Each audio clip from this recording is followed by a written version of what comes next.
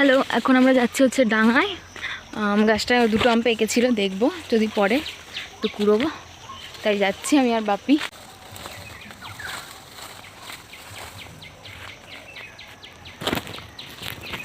গাব গাছ আর আম গাছ খুব কাছাকাছি আছে, দুটো গাব পেয়েছি।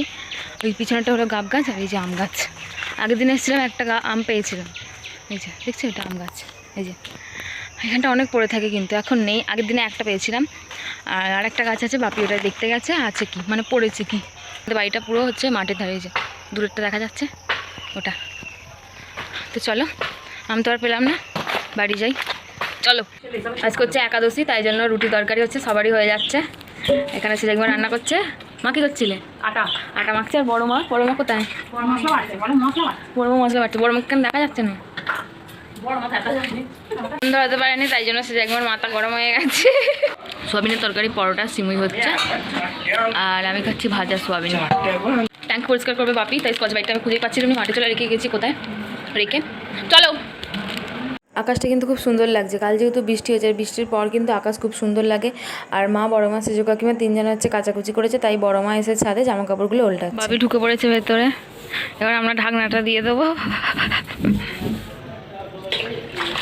প্রচুর রোদ উঠেছে, আর ওরমভাবে তো পরিষ্কার করা যাচ্ছে না, তাই আমি ছাতা নিয়ে যাচ্ছি। বাপির মাথায় ছাতা ধরা হবে, তারপর বাপি পরিষ্কার করবে।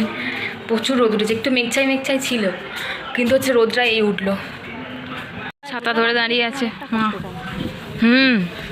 প্রচুর রোদ উঠে গেছে।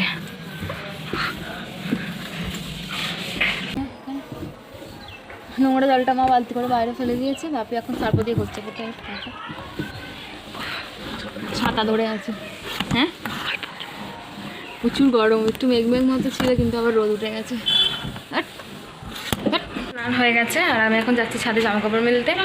চলো তোমাদের দেখাই ট্যাঙ্কটা কেমন পরিষ্কার হলো।